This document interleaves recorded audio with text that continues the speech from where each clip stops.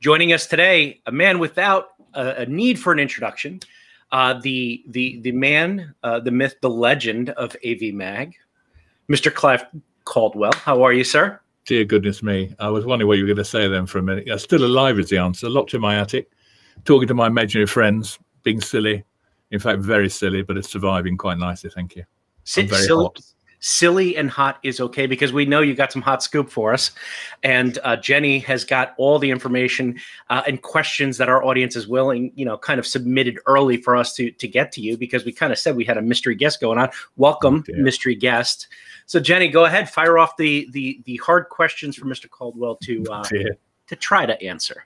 I don't think they're going to be hard questions. So one of the things we were asked, Clive, is how have AV Magazine adapted to the virtual world? Are you like the many who have looked to professional broadcast solutions? And I know the answer because I've actually joined you on an AV Magazine webinar where you have been sitting in a very flash studio. Can you tell us about that?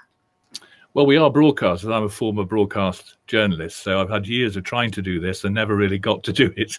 And then we were through into a situation where we depended entirely on producing something that was essentially a broadcast medium, for which no one is trained really in the AV world. But everybody has to learn quickly. My skills are years old, so I had to rely on what I did in the 1990s and before. And that was a bit of an update.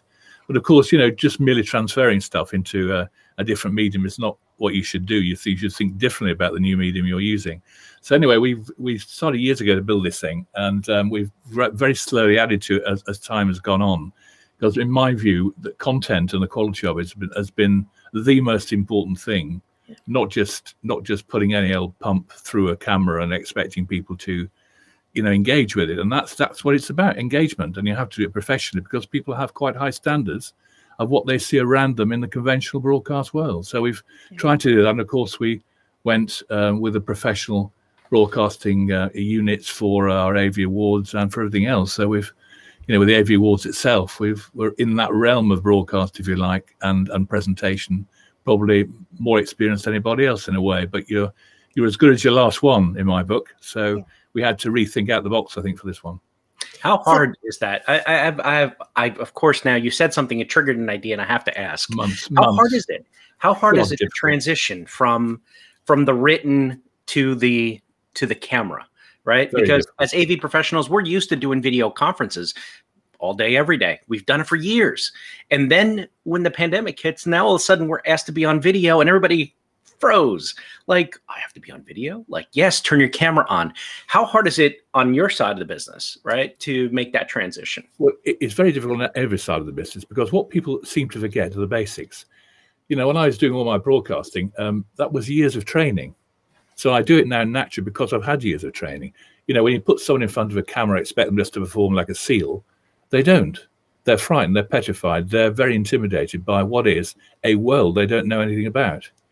As part of my tools, when I did all my live broadcasting, you get someone into the studio who had no awareness of a studio environment. You could get all the right answers out of them, because they're so petrified they couldn't put any smoke screen they could put in front of you that they would do face to face. So you had them in a barrel.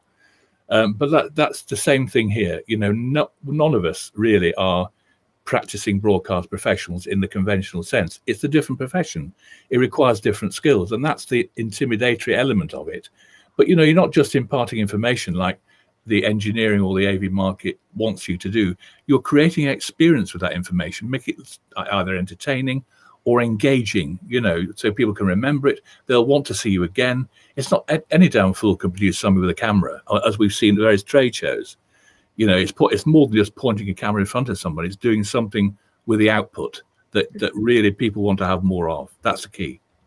Yeah, agreed. And I think that the level of expectations has grown, hasn't it? Because we've seen people with this extra time creating engaging, better quality home video content and putting it out there, mostly through social, but sometimes as direct marketing, and with their inability to get in front of people. So our expectations are much higher. And as we move back into in-person events, our expectations of the virtual experience are no longer the sort of half-hearted version of it, because you didn't go in person. You're going to expect much higher quality, which leads us on really, Clive, to the AV Awards. What will that look like this year? What will it look like for the virtual Me on attendee? the stage, obviously, because I'm the centre of it.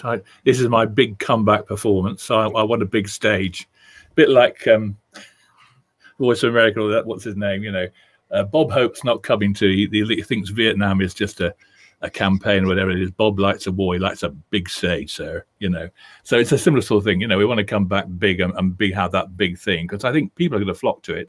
They're going to want an experience to have a jolly good night and enjoy themselves. And it's a very fine balance you have between respecting the great effort and work that people have done for the AV Awards and providing an event that people as well want to enjoy. They want to see who's done well, they want to see what they've done. So we hope to address that aspect as well. But they also want a jolly good time, network, see their chums, and just put their, it's the night when the industry lets its hair down.